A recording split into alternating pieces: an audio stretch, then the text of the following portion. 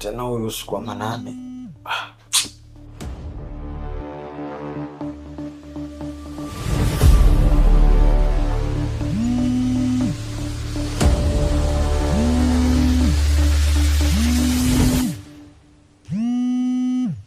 Okay, simu jamani. Mbona unaipuuza? Huenda kuna jambo kubwa. Pokea simu hiyo leo.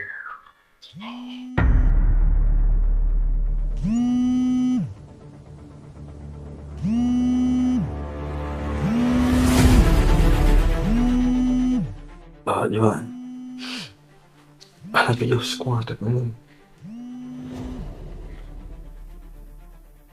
Baba Joan. KP. Nyumba yangu inawaka moto.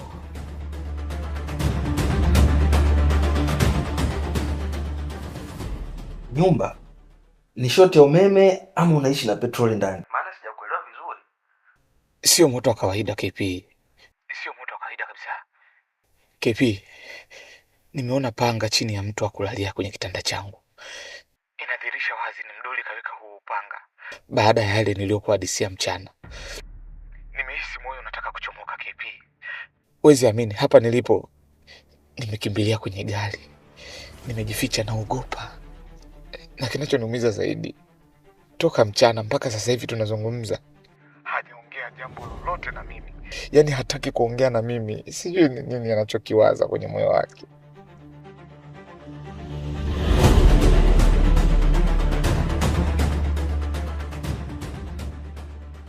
KP, mimi nadhani huu ndio mwisho wangu.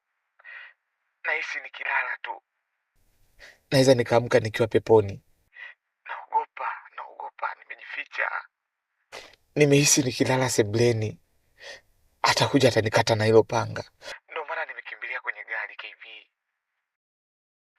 Ina maana hasira yake imekuwa kubwa kiasi hiko? Ndio KP, uso wake ulibadilika kama mtu aliyekopa hasira kutoka kwa shetani.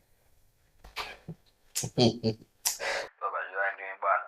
Kwa hiyo sasa umekimbia chumbani kwako mwenyewe. KP, usinicheke.